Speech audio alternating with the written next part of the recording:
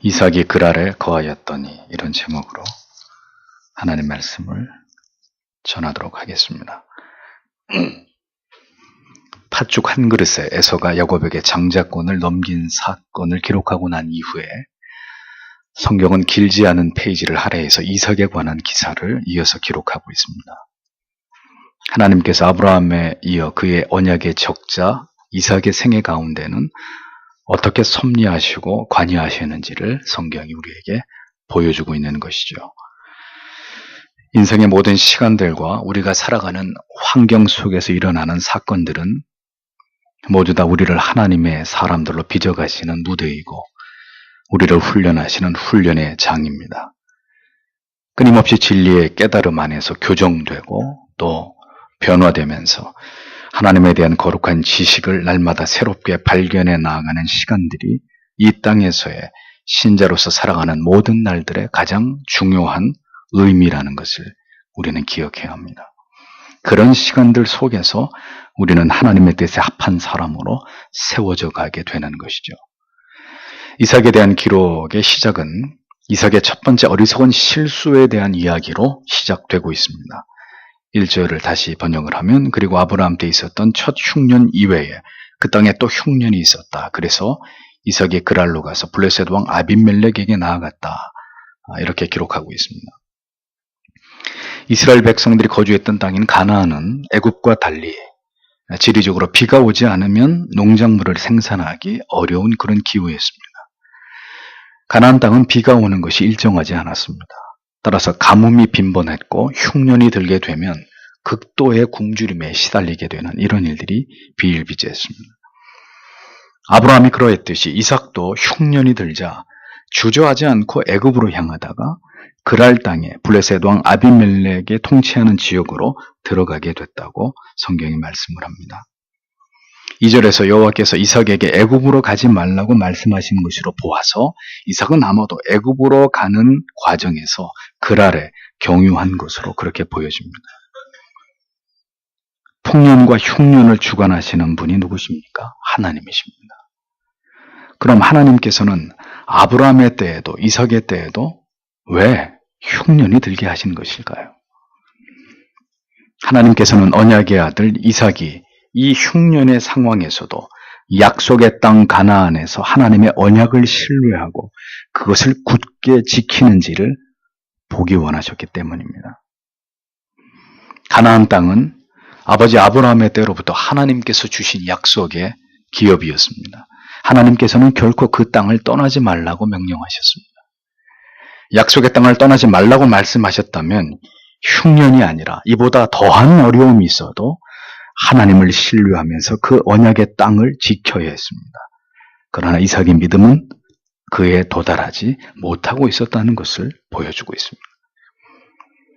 약속의 땅에서 어려움이 찾아올 때 이삭은 하나님을 신뢰하지 못하고 자구책을 찾아서 그 아비가 그렇게 했듯이 그도 또한 애굽으로 향하고자 했다는 것입니다. 우리가 기억해야 될 사실은 하나님께서는 결코 우리의 삶과 환경을 그저 평탄하고 모든 것이 만족한 가운데로만 인도하시지 않는다는 점입니다. 때로는 여러 가지 현실적인 어려움과 불편함과 갈등과 고통 속으로 우리를 이끄실 때가 있다는 것이죠. 가정에서나 직장에서나 혹은 심지어 교회 안에서까지 우리를 어렵고 불편하게 하실 때가 있다는 것입니다. 약속의 땅 가나안에서 살아가고 있었던 이삭이었지만 하나님께서는 그 약속의 땅에 흉년을 주셨습니다. 하나님의 자녀들에게 시험과 고난은 이처럼 피할 수 없는 반드시 찾아오기 마련인 어떠한 하나님의 섭리 가운데 일어나는 과정이라는 거죠. 하나님께서는 바로 이러한 시련을 통해서 하나님의 백성들로 하여금 하나님과 그리고 하나님의 언약을 굳게 신뢰하고 의지하고 있는지를 그들의 믿음을 때때로 시험하고자 하시는 그런 하나님이십니다. 흉년이 찾아오고 우리에게 어떤 현실적인 어려움이 생기고 갈등과 여러 괴로운 일들이 일어나더라도 이것이 하나님께서 허락하신 약속의 땅이라는 것을 믿는다면 신자는 어떻게 해야 될까요?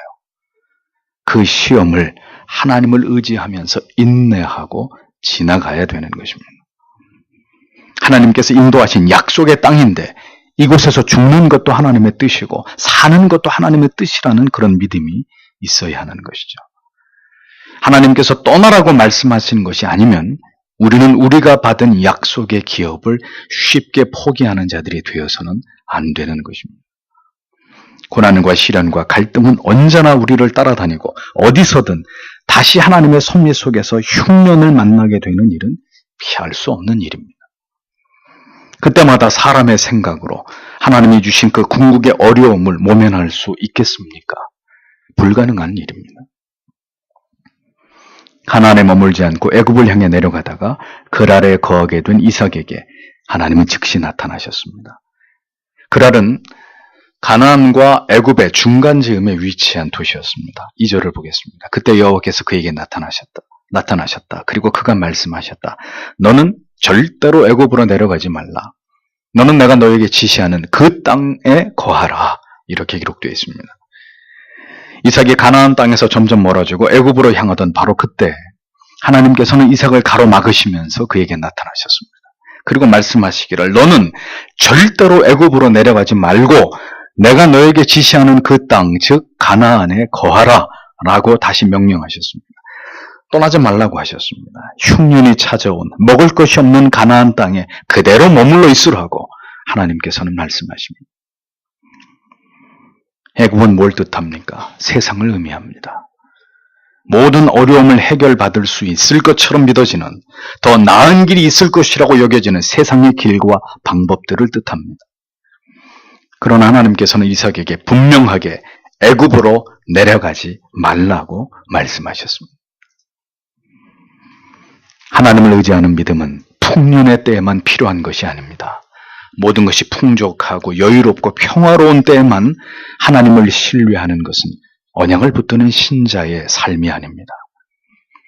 신앙의 영적인 흉년의 때에도 하나님을 향한 믿음은 반드시 우리 안에 필요한 것이고 그 하나님의 약속을 의지하면서 흉년을 이겨내는 것이 하나님이 원하시는 믿음이라고 하는 것이죠. 그러나 이삭에게는 아직 가나안이 약속의 땅이라는 사실에 대한 믿음이 부족했습니다.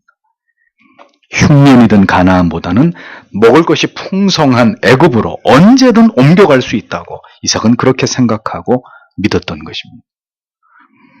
이삭의 사고 속에 하나님과 하나님의 언약은 절대적 가치가 아니었다는 것을 알 수 있는 그런 대목이죠. 신자는 자기의 마음과 감정의 느낌과 생각을 따라서 살아가는 사람들이 아닙니다. 하나님의 명령을 쫓아서 모든 것을 결정하고 행동하고 세밀하게 인도하심을 받으면서 살아가야 되는 사람들입니다. 그러나 모든 상황 속에서 우리가 어떻게 그때마다 하나님의 뜻을 정확하게 알 수 있겠습니까? 하나님의 뜻을 깨닫는 가장 올바른 방편은 그렇기 때문에 우리가 하나님의 말씀 안에 늘 거하는 것입니다. 하나님과의 친밀함을 잃어버리지 않는 것이 하나님의 뜻의 인도함을 받는 첩경입니다. 모든 중대한 결정은 여러분이 하나님과 올바른 관계를 유지하고 경건한 삶을 살아가는 가운데 내려야 된다고 여러 번 여러분에게 말씀드린 바 있습니다. 하나님과의 관계가 요원한 가운데 우리가 내리는 모든 결정은 결코 우리를 바른 길로 인도해 주지 않는다는 것을 우리는 기억해야 합니다. 이삭이 하나님과 깊은 관계에 있었다면 어떻게 흉년을 만나서 약속의 땅 가나안을 그렇게 쉽게 버리고 떠나는 생각을 가질 수 있었겠습니까? 하나님을 온전히 신뢰하고 있었다면 뒤에 나오는 그랄 땅에서 자신의 아내를 어찌 그렇게 쉽게 누이라고 속이는 그런 부끄러운 일을 행할 수 있었겠습니까? 하나님을 가까이 하지 않을 때 우리는 언제나 우리 자신의 생각과 감정에 치우쳐서 속단하고 신앙 안에서 올바른 결정을 내리지 못하는 우를 범할 수 있다는 것을 우리는 하나님의 말씀을 통해서 분명하게 깨달아야 하는 것이죠. 하나님께서는 떠나지 말라는 말씀만 이삭에게 하신 것이 아닙니다. 3절에서 4절을 보면 너는 이 땅에 거하라. 그러면 내가 너와 함께 할 것이다. 그리고 내가 너에게 복을 줄 것이다. 왜냐하면 너와 내 자손에게 내가 이 모든 땅을 줄 것이기 때문이다. 그리고 내가 내 아버지 아브라함에게 맹세한 맹세를 이룰 것이다. 그리고 내가 내 자손을 하늘의 별들과 같이 번성케 할 것이다. 그리고 내가 내 자손에게 이 모든 땅을 줄 것이다. 그리고 그 땅의 모든 민족이 내 자손으로 인하여 복을 받게 될 것이다. 라고 말씀하셨습니다. 하나님께서는 이삭에게 다시 이 땅에 거할 것과 그러면 하나님이 복을 주시고 이삭과 그 모든 후손들에게 이 땅을 주실 것이라고 다시 하나님의 언약을 확인시키고 있었습니다. 그리고 그 언약은 아브라함에게도 주셨고 그와 한 맹세를 반드시 그 아들 이삭에게도 그를 통해서도 이룰 것이라고 하나님이 분명히 말씀하고 계신 것을 볼 수 있습니다. 아브라함에게 하신 맹세가 무엇입니까? 창세기 12장 2절에서 3절의 말씀이죠. 내가 너로 큰 민족을 이루고 내게 복을 주어 내 이름을 창대케 하리니 너는 복의 근원이 될지라. 너를 축복하는 자에게 내가 복을 내리고 너를 저주하는 자에게 내가 저주하리라. 땅의 모든 족속이 너를 인하여 복을 얻을 것이니라 하시니라. 이 약속입니다. 하나님은 그 맹세를 아브라함의 아들 이삭을 통해서도 이루시겠다고 말씀하셨습니다. 가나안을 떠나려 하는 이삭에게 하나님께서는 이 땅에 유하는 조건으로 네 가지를 약속하시는 것이죠. 내가 너와 함께한다. 그 땅을 주겠다. 내 자손이 번성하게 된다. 천하 만민이 복을 받는 통로가 되게 하겠다. 하나님께서 허락하신 약속의 땅에 머무는 것이 중요합니다. 하나님과의 그 언약을 지키는 것을 하나님께서는 오늘도 지켜보고 계십니다. 하나님의 섭리 가운데서 우리를 인도하신 그 삶의 터전과 영적인 터전을 굳게 지키는 것이 하나님을 향한 올바른 믿음이라는 거죠. 머물고 떠남은 우리가 결정하는 것이 아니라는 것입니다. 출애굽 광야의 여정에서 진을 펼치고 진을 다시 접고 떠나는 것은 모세가 결정하는 것이 아니었습니다. 여호와의 구름이 떠오르면 진을 접고 출발하고 그 구름이 머물면 다시 진을 펼치면서 그 모든 여정을 하나님의 인도하심을 통해서 이스라엘 백성들이 진행하고 멈추기를 반복하면서 그 긴 광야의 시간을 지나간 것을 성경은 기록하고 있습니다. 이것이 바로 하나님을 신뢰하고 그 도에 복종하게 만드시는 하나님의 훈련이었다는 것이죠. 하나님을 바라봐야 합니다. 신자는 자주 하나님께서 우리에게 주신 언약을 상기하면서 그 언약에 자신을 묶어두는 자들이 되어야 합니다. 그 언약이 우리를 지배하고 통제하도록 그렇게 하는 것이 올바른 신앙 안에 거하는 삶이라는 것이죠. 사사로이 우리가 속단하고 행하면서 우리가 하나님의 뜻을 거스르게 될 때 그 모든 일에는 책임이 따르게 되고 그 대가를 지불해야 되는 일들이 반드시 일어나기 마련인 것입니다. 5절을 보십시오. 왜냐하면 아브라함이 내 말을 복종하였고 그가 내 명령과 내 계명과 내 규례와 내 법을 지켰기 때문이다. 이렇게 말씀합니다. 그러니까 3절과 4절에서 이삭에게 말씀하신 하나님의 언약은 아브라함이 하나님의 말씀에 복종하였고 하나님의 명령, 계명, 규례, 법을 지켰기 때문이다. 이렇게 분명히 말씀합니다. 이삭에게 하나님의 언약이 계승된 것은 지금 이삭의 믿음 때문이 아니었다는 이야기죠. 아비 아브라함이 하나님께 보여준 그의 신앙과 삶, 즉 하나님의 명령과 계명과 규례와 법을 지켜서 순종했던 그 아브라함의 신앙의 결과로 말미암은 것이다라고 하나님은 말씀하십니다. 명령, 계명, 규례, 법 전부 다 하나님의 말씀인데도 이렇게 구분해서 이 모든 것을 지켰다고 말씀하시는 것은 그만큼 아브라함의 하나님을 경외하는 신앙이 얼마나 탁월하고 빈틈없는지를 강조하고 있는 말씀이죠. 아브라함의 신앙의 백미는 하나님의 말씀에 대한 순종이 있었고 하나님께서는 그것을 믿음으로 확인해 주셨고 그 믿음을 하나님께서 기뻐하셨고 그 믿음에 상응한 모든 축복의 언약을 아브라함과 그의 후손들 즉 이삭에게까지 계승하신 것이라고 하나님은 이삭에게 밝히고 계십니다. 네 아비의 순종 때문이다. 이렇게 말씀하는 것이죠. 아버지의 믿음과 순종이 그 자식에게까지 하나님의 언약을 계승케 하고 그 축복이 전수되게 하는 결과를 성경은 아브라함과 이삭을 통해서 우리에게 말씀하고 계신다는 것입니다. 순종이라는 단어, 히브리어 샤마라는 단어입니다. 듣다, 이해하다, 순종하다, 준행하다 이런 여러 의미를 가지고 있습니다. 즉 순종은 하나님의 말씀에 대해서 듣는 것을 의미한다 라는 것을 기억할 필요가 있습니다. 듣는 것입니다. 잘 듣는 것이 순종의 첫걸음입니다. 여러분은 하나님의 말씀에 대해서 하나님의 말씀이 강론되는 설교의 내용과 그 교훈에 대해서 잘 듣는 신자인지를 자문해 보십시오. 어떤 것은 듣고 어떤 것은 버리고 어떤 말씀은 은혜가 되고 어떤 말씀은 은혜가 안 되고 여러분들이 하나님의 말씀을 취사 선택할 권리가 있습니까? 듣고 이해하고 준행하는 것이 바로 순종입니다. 듣고 그것이 하나님의 뜻임을 이해하게 되었을 때 결국 그 뜻 앞에 순종하고 순복하게 되는 하나님의 뜻을 준행하게 되는 것, 그것이 순종이라고 성경은 정의하고 있는 것입니다. 때로는 자녀의 믿음이 연약하고 흔들릴 때 그를 붙들어 주시는 하나님의 은혜가 임함은 그 자녀의 믿음 때문이 아니라 믿음의 신앙과 하나님을 향한 순종 때문일 수 있다는 것. 그 아버지의, 그 부모의, 그 선조의 믿음과 하나님을 향한 순종 때문에 그 자손들의 믿음 없음과 연약함을 하나님이 감당하시기도 하시는, 그것이 하나님의 자비이고 긍휼이라는 것을 성경은 보여줍니다. 부모의 믿음이 그렇게 연약한 믿음 가운데 있는 자녀를 건져내는 도구가 될 수도 있다는 것이죠. 하나님께서는 아브라함의 순종을 기억하시고 그 아들 이삭에게까지 언약을 이어가시는 것이라고 분명히 말씀하셨습니다. 아브라함에게 이삭으로 전수되고 계승되는 것은 그러나 하나님께서 아브라함에게 주신 축복의 언약과 맹세만이 아니었습니다. 6절에서 7절을 보죠. 그리고 이삭이 그랄에 거하였다. 그런데 그곳 사람들이 그의 아내에 관하여 물었다. 그때 그녀는 나의 누이라고 대답하였다. 왜냐하면 그곳 사람들이 리브가를 인하여 나를 죽일까 하여 내항하라고 말하기를 그가 두려워하였기 때문이다. 왜냐하면 그녀는 보기에 아름다웠기 때문이다. 이렇게 기록되어 있습니다.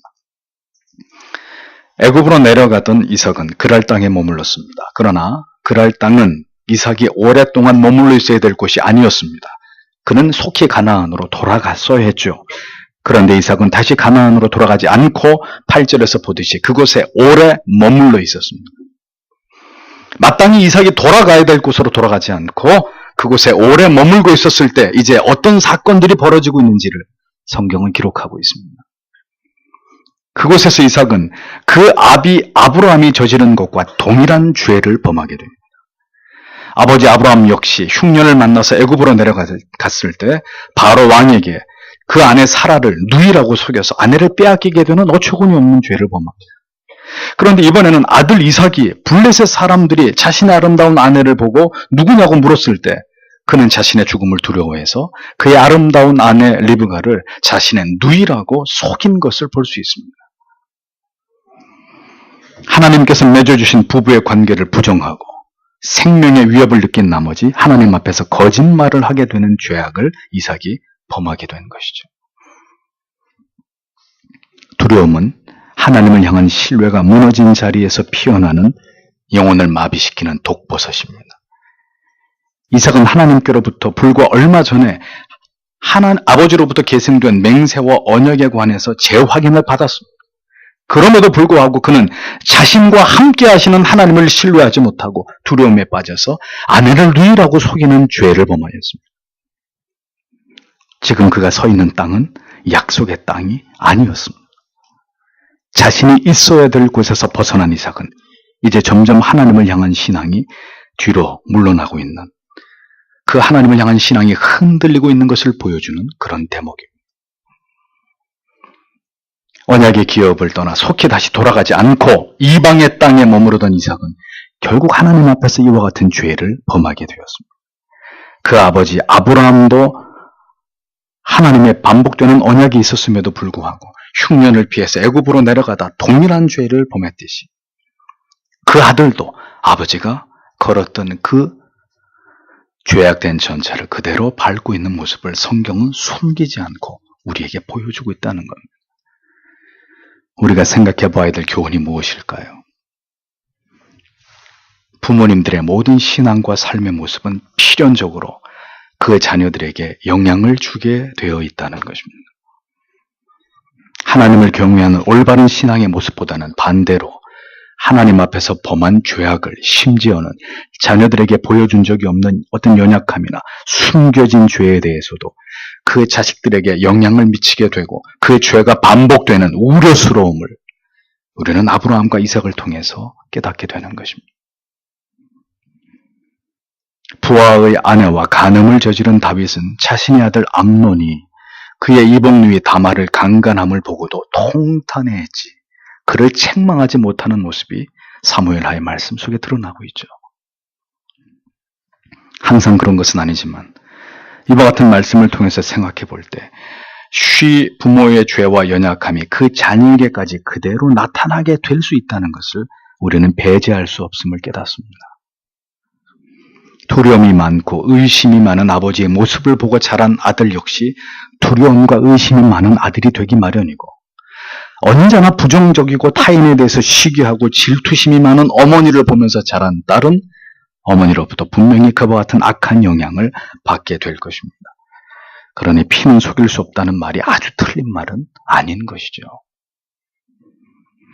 하나님을 지극히 경외하는 부모님 밑에서 역시 하나님을 경외하는 자녀가 나오게 되는 경우는 그렇지 않은 경우보다 분명히 더 많을 것입니다. 그래서 우리는 우리의 신앙의 선조의 공과를 살피는 것이 우리에게 필요한 일입니다. 부모로부터 유전되는 병과 질환이 있을 수 있듯이 혹시라도 내 부모가 하나님 앞에 저지른 죄가 동일하게 나에게서 반복되는 일들이 일어나지 않도록 깨어있고 경계해야 될 필요가 있다는 것입니다. 이 말씀을 오해하지 마십시오. 부모의 죄가 유전된다는 의미가 아닙니다. 무슨 가계에 흐르는 저주 같은 그런 미신적인 말씀과는 전혀 다른 의미라는 것을 유념하셔야 됩니다. 우리가 가진 죄성들이 어떤 식으로든 자식이나 타인에게 영향을 미칠 수 있는 가능성에 대해서 깊이 생각해 볼 필요가 있다는 말씀을 드리는 것입니다. 분명한 것은 아버지가 범한 죄를 반드시 그 아들이 범하게 된다는 것은 결코 아닙니다. 그렇게 될 수도 있고 아닐 수도 있죠. 이는 개인의 경건과 신앙에 따라서 분명히 다른 결과를 낳을 것입니다. 그러나 아브라함의 연약함과 그의 죄가 그 아들에게도 발견되는 것을 그저 우연이라고만 치부할 수 없다는 것을 우리가 짚고 넘어가야 될 필요가 있다는 것입니다. 부모의 신앙과 삶의 모습은 자녀에게 길이 된다는 것을 기억하십시오. 8절을 보겠습니다. 그리고 거기서 오랜 시간이 그에게 경고했을 때 블레셋 왕 아비멜렉이 바라보았다. 보라, 그때 이삭이 그의 아내 리브가를 포옹하고 있는 것을 그가 창으로 보았다. 이렇게 적고 있습니다. 이삭이 특별한 이유도 없이 그 아래 거한 지 오랜 시간이 지났을 때 하루는 이삭이 리브가를 안고 있는 모습을 아비멜렉이 목격하게 되는 일이 일어났습니다. 그냥 포옹 정도가 아니라 원문에 따르면 보다 깊은 스킨십을 나눈 것으로 보여집니다. 블레셋의 왕인 아비멜렉의 집은 다른 집들보다 규모가 크고 높았기 때문에 높은 곳에서 그 백성들의 거주 지역을 쉽게 내려다보고 관찰할 수 있는 그런 위치에 있었던 것으로 보입니다. 물론 여기서 아비멜렉은 창세기 20장에 아브라함에게 찾아왔던 그 아비멜렉이 아닙니다. 그때는 지금으로부터 100년 전의 일이기 때문에 전에 언급한 바와 같이 로마에서 황제를 가이사라고 부르는 것처럼 블레셋의 왕을 아비멜렉이라고 부르고 있었기 때문에 블레셋의 다른 왕이었다는 것을 염두하고 이 말씀을 이해하셔야 합니다. 이 사건을 통해서 리브가가 이삭의 아내가 아니라는 사실이 탄로나게 되었습니다. 모든 거짓은 발각나게 되어 있습니다. 하나님께서 이삭의 거짓을 눈감아 주시는 분이 아니십니다. 그 아래 거한 지 상당한 시간이 지나고 이삭과 리브가도 신분을 속이는 일에 있어서 긴장이 느슨해진 어느 날, 장막 안에서 이삭과 리브가의 어떤 친밀한 모습을 아비멜렉이 보게 되는 것입니다. 그것이 아비멜렉의 눈에 발각되도록 하나님은 그렇게 섭리하신 것입니다. 왜 그렇게 하신 것일까요? 이삭의 두려움을, 하나님을 신뢰하지 못하는 그의 연약을 하나님께서 다루고자 하셨기 때문이고, 이삭 자신이 아닌 하나님께서 이삭을 지키시는 것이 훨씬 더 안전하다는 것을 그에게 깨닫게 해주시기 위함이었습니다. 신자가 이 세상에서 이중적인 모습을 가지고 기만과 가식과 위선의 모습으로 살아갈 때 세상은 창문으로 그것을 다 들여다보고 있습니다. 우리의 비굴함과 속임을 지켜보는 자가 있다는 것을 절대로 잊지 말아야 합니다. 9절을 보십시오. 그리하여 아비멜렉이 이삭을 불렀다. 그리고 그가 말하였다. 정녕 보라. 그녀는 내 아내이다. 그런데 어찌 너는 그녀는 나의 누이라고 말하였는가?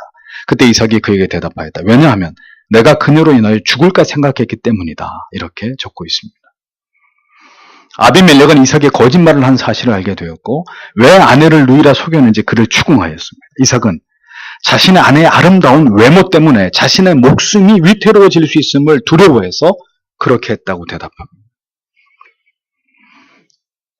어려운 상황을 모면하기 위해서 쉽게 거짓을 말하는 습관이 있다면 반드시 우리는 이것이 죄라는 것을 기억해야 합니다.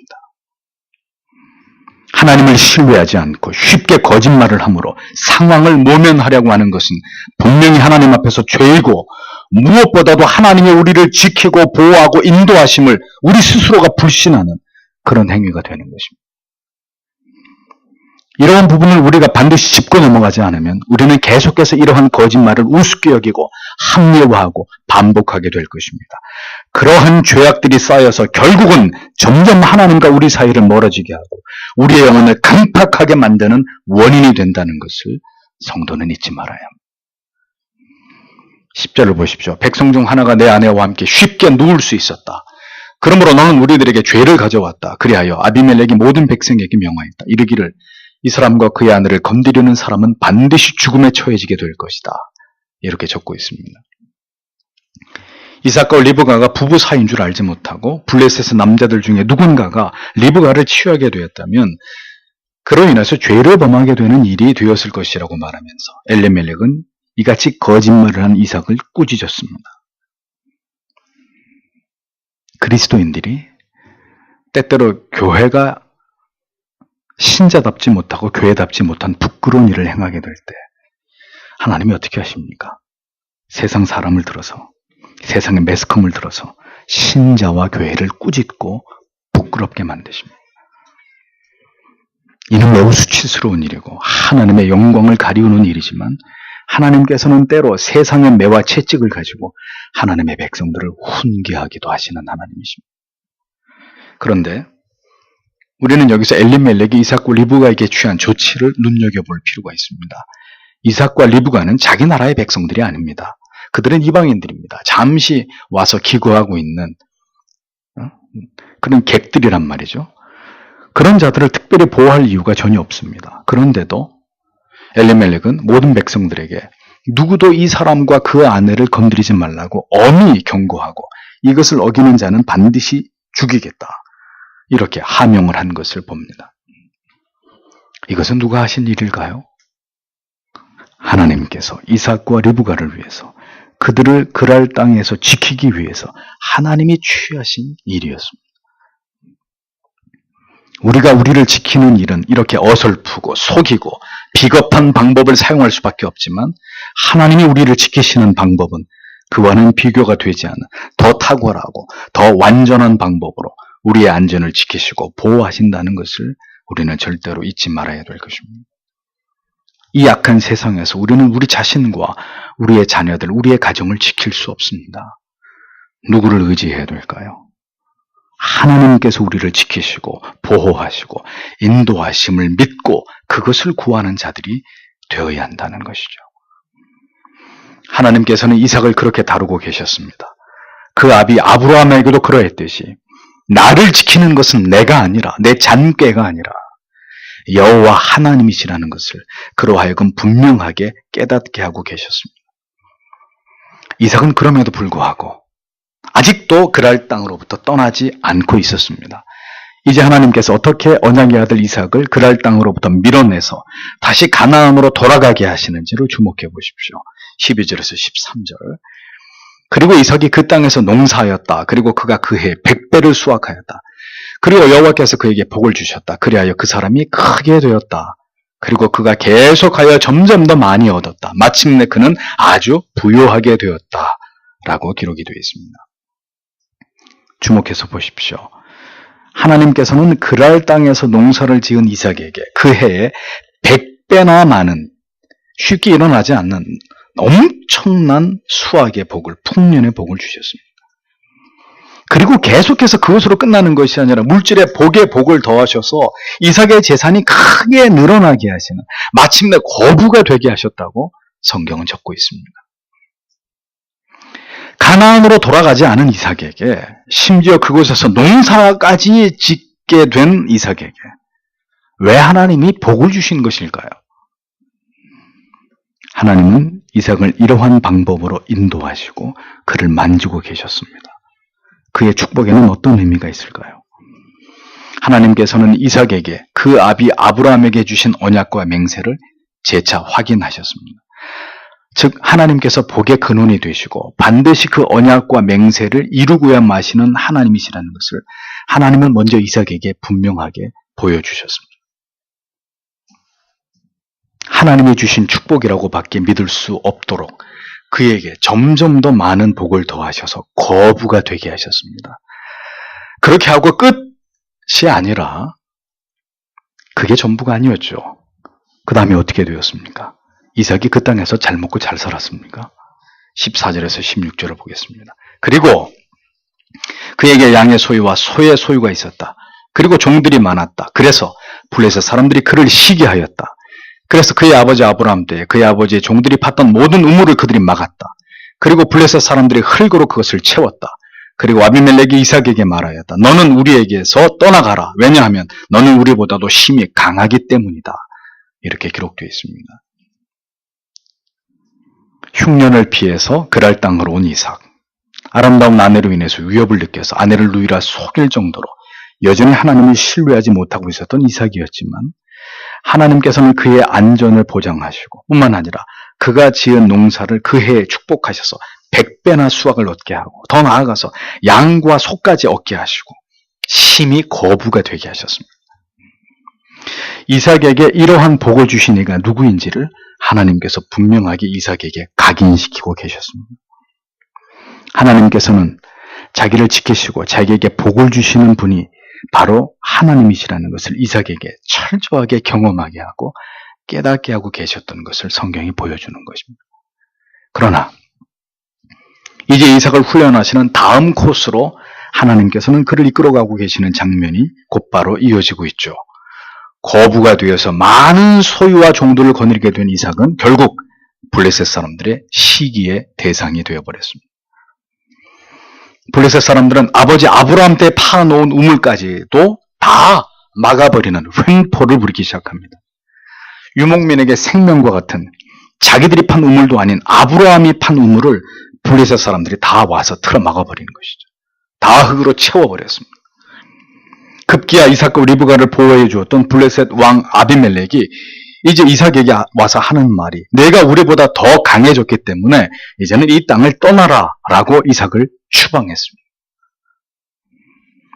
100배나 수확이 많게 하시고 그의 모든 소유를 축복하신 하나님께서 이번에는 이삭에게 하루아침에 그 땅에서 그랄 땅에서 쫓겨나게 되는 시련을 주신 것을 보게 됩니다. 거부가 되어서 그랄 땅에서 계속 살아가는 일은 이삭에게 허락된 일이 아니었다는 것을 알 수 있는 대목이죠. 이삭은 이제 그랄 땅을 떠나야 했습니다. 그런데 이삭이 어떤 결정을 내렸는지를 보십시오. 17절에서 18절.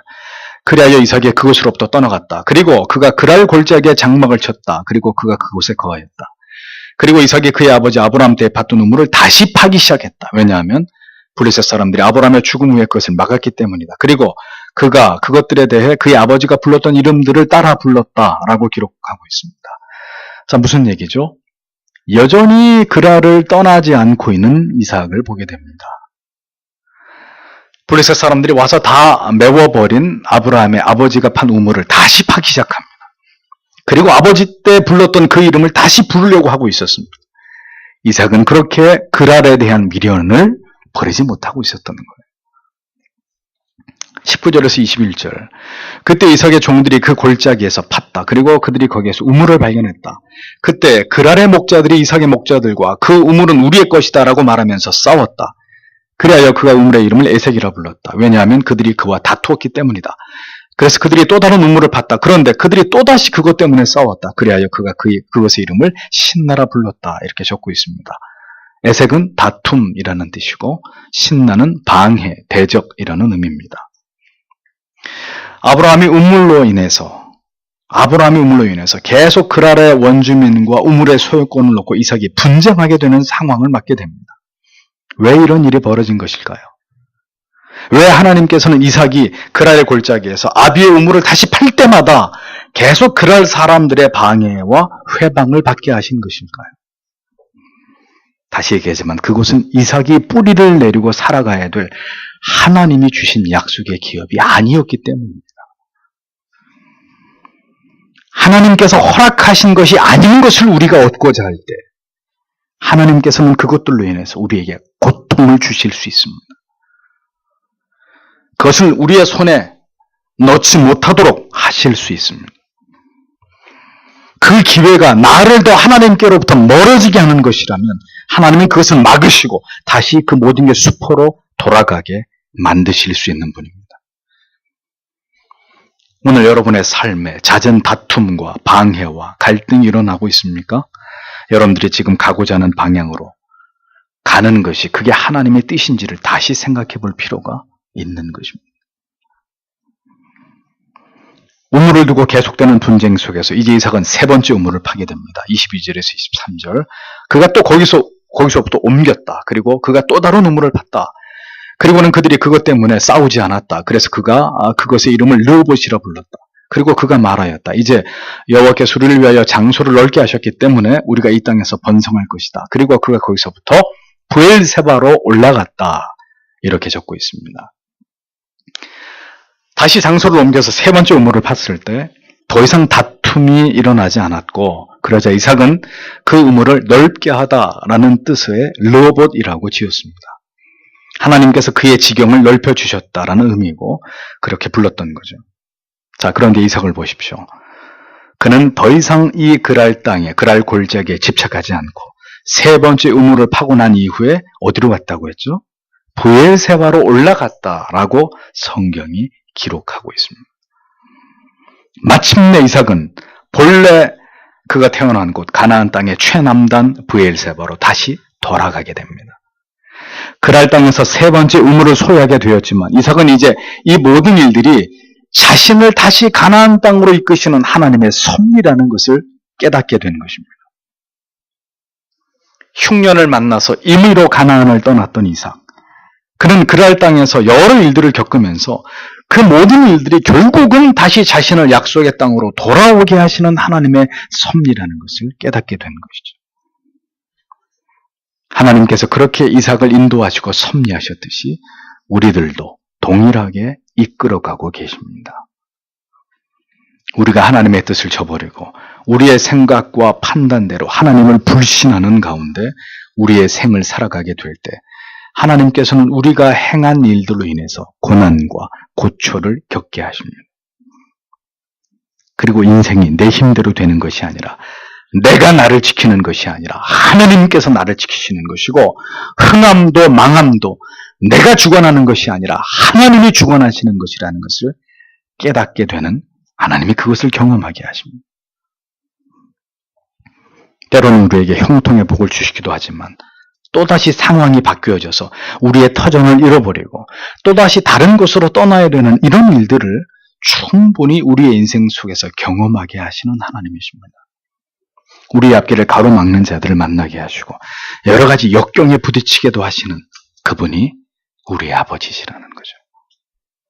그 모든 방법이 우리를 하나님께로 더 가까이 인도하시는 하나님의 계획이고 그분의 방법이라는 것입니다.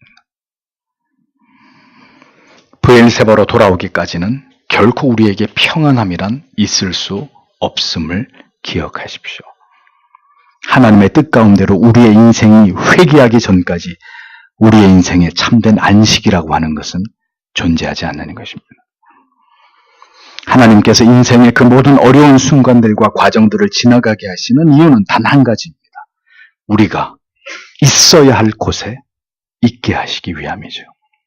우리가 마땅히 지켜야 될 그 약속의 땅, 떠나지 말라고 말씀하신 하나님을 온전히 신뢰하는 그 믿음의 자리로 우리를 다시 돌아오게 하시기 위한 긴 여정을 그렇게 우리들로 하여금 지나가게 하시는 분이 하나님이시라는 겁니다. 우리의 실수와 연약과 범죄조차도, 그리고 어떤 형통과 또 뜻밖의 우리가 있었던 것으로부터 쫓겨나가게 되고 분쟁과 다툼에 휘말리게 되는 이 모든 일들도 모두 하나님께서 우리를 가나안으로, 영원한 우리의 본향으로 인도하시는 과정 속에서 우리에게 일어나게 하시는 하나님의 섭리라는 점을 우리는 기억할 필요가 있다는 것입니다.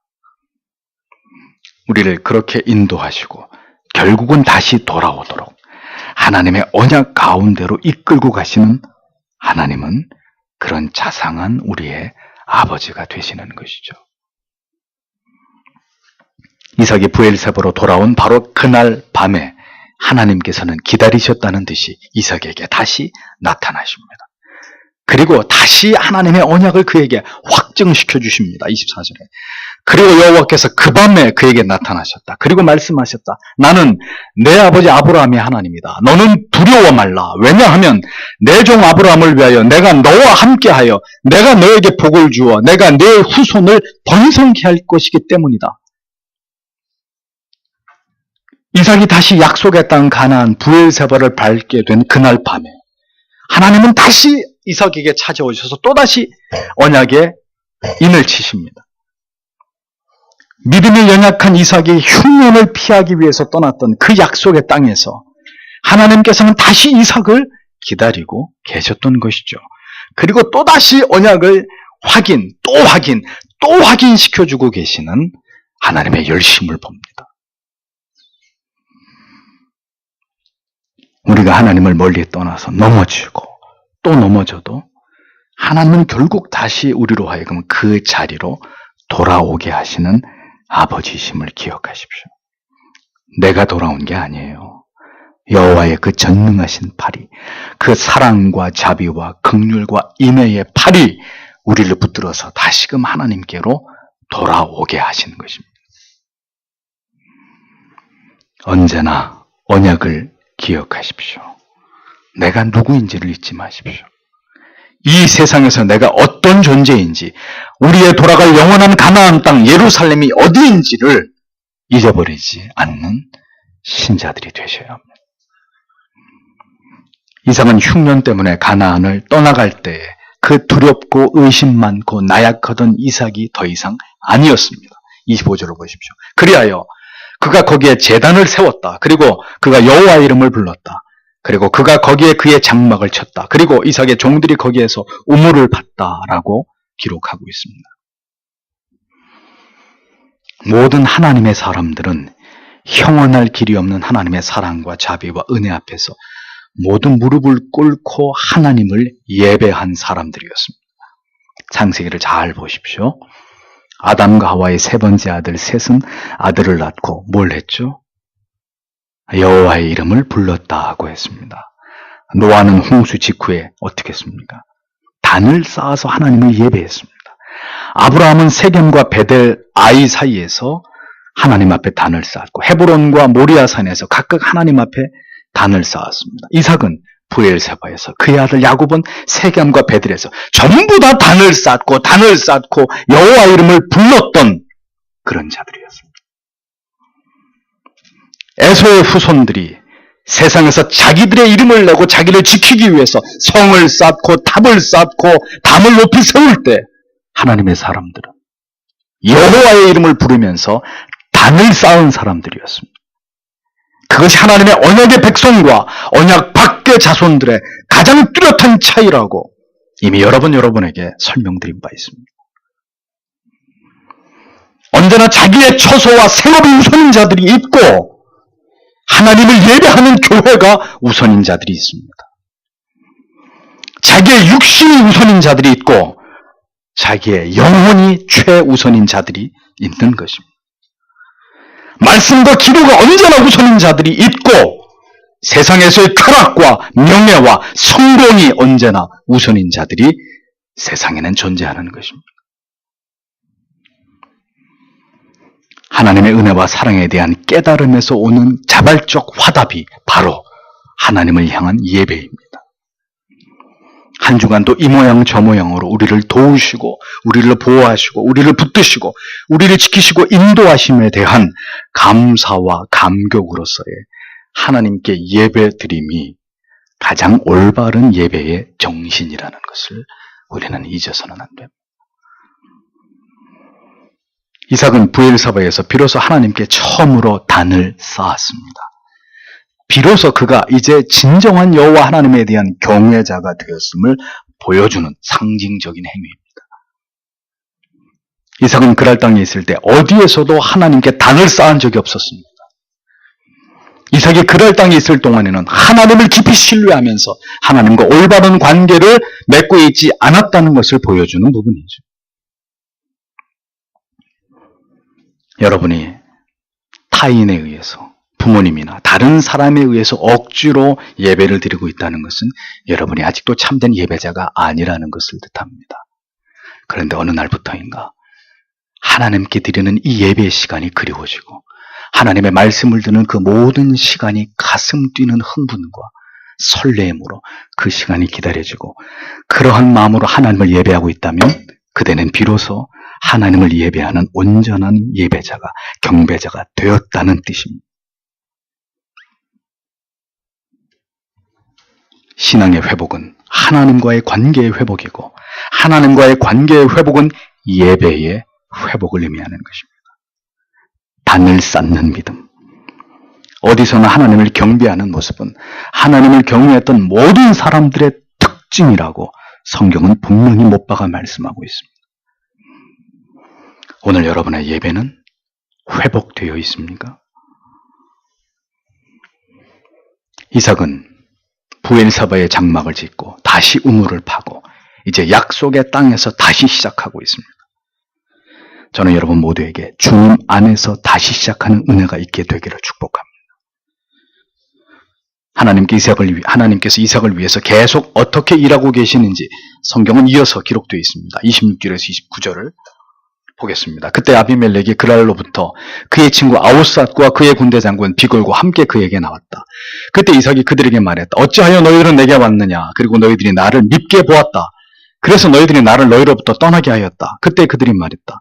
여호와께서 너와 함께 계심을 우리가 분명히 보았다. 그리하여 우리가 말하였다. 청컨대 우리 사이 곧 우리와 당신 사이에 맹세를 세우자. 그러니 우리가 당신과 언약을 맺을 것이다. 만일 당신이 우리에게 악을 행한다면 저주가 내게 임할 것이다. 이는 우리가 당신을 건드리지 않았고 또 우리가 당신에게 오직 선한 일만 행하였으며 우리는 당신을 평화롭게 보냈습니다. 당신은 이제 여호와께 복을 받은 사람이다. 이렇게 기록되어 있습니다. 마침내 브엘사바에 돌아와서 하나님께 단을 쌓고 하나님을 예배하면서 언약을 재확인받은 이삭에게 누가 찾아왔습니까? 그를 추방했던 그랄 땅 블레셋의 아비멜렉과 그의 친구와 군대 장관 비골이 이삭을 찾아왔습니다. 아비멜렉은 이삭이 이대로면 점점 더 강해질 것이 틀림없고 그러면 틀림없이 자신에게 위협적인 존재가 될 것이라고 생각했던 것 같습니다. 그는 블레셋의 핵심이 되는 사람들을 데리고 와서 이삭과 평화협정을 체결하려고 하고 있었습니다. 잠언 16장 7절은 이런 말씀이 기록되어 있습니다. 사람의 행위가 여호와를 기쁘시게 하면 그 사람의 원수라도 그와 더불어 화목하게 하시느니라. 언약의 땅으로 다시 돌아온 이삭을 하나님은 기뻐하시고 그 하나님에 대한 믿음이 더욱 굳건하게 그의 마음에 뿌리 내려도록 언약을 재확인시키시고 그리고 그가 드리는 제사를 받으신 하나님께서 이제 아비멜렉으로 하여금 다시 이삭에게 찾아와서 그 깨어진 관계를 회복하게 하고 계시는 모습을 보게 됩니다. 보십시오. 하나님과의 관계가 올바로 설 때 모든 관계가 회복되는 하나님의 은혜의 역사는 그렇게 시작되고 있는 것을 성경은 보여주잖아요. 모든 갈등을 종식시키시고 평화가 찾아오게 하시는 하나님의 섭리가 다시 가나안 땅에 돌아온 이삭에게 나타나기 시작했다는 거죠. 지금 남과 북이 팽팽한 긴장감 속에서 일촉즉발의 위기를 맞고 있습니다.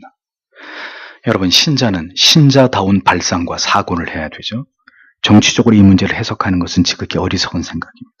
성경을 통해서 지금 우리나라의 이 문제를 직시하자면 오늘의 이 같은 칼날 같은 대립과 갈등은 한국 교회의 전적인 책임이 있다고 말하지 않을 수 없습니다. 사람의 행위가 여호와를 기쁘시게 할 때 성경은 분명히 그 사람의 노력이 아닌 하나님께서 그 사람의 원수와도 더불어서 화목하게 하신다고 말씀하고 있습니다. 그러면 뒤집어서 얘기하면 사람의 행위가 그 시대의 교회와 신자들의 신앙의 모습이 하나님을 진노하게 할 때 하나님께서는 원수와 더불어 치열하게 싸우고 피비린내 나는 전쟁을 벌이도록 하나님이 그렇게 역사하실 수도 있지 않겠습니까? 평화와 화목을 주시는 이가 누구이십니까? 대통령입니까? 정치인들입니까? 강대국들입니까? 오직 역사의 기복과 흥망성쇠를 주관하시는 분은 하나님이십니다. 우리가 하나님께로 돌아가지 않으면 오늘 우리 각자 모든 그리스도인들의 삶이 성령으로 돌아가고 불세로로 돌아가는 역사가 일어나지 않으면 평화는 요란한 일이 될 것입니다. 이 시대 교회가 바로 서지 않는다면 단하건대 이 민족에게는 소망이 없습니다. 우리 당대이건 아니면 다음 세대에는 환란의 피바람이 부는 통곡의 시대가 도래할 수도 있는 것입니다.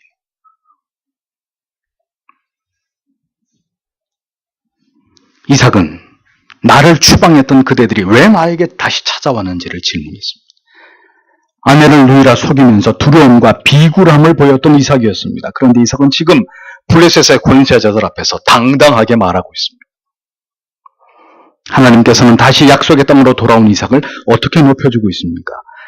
아비멜렉은 그의 친구라고 말하는데 아마도 그의 책사로 보이는 아후산 그리고 군대 장관을 비골이라고 부르는데 비골을 군대 장관을 데리고 이삭에게 찾아왔습니다.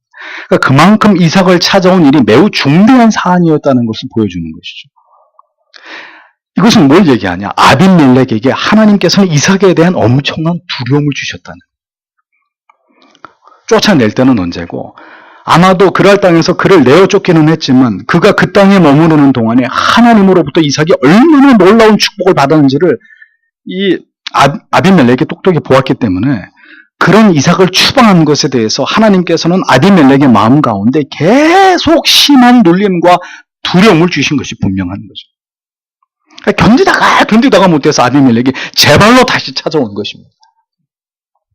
그리고 이삭에게 먼저 손을 내어 밀게 하시는 거죠.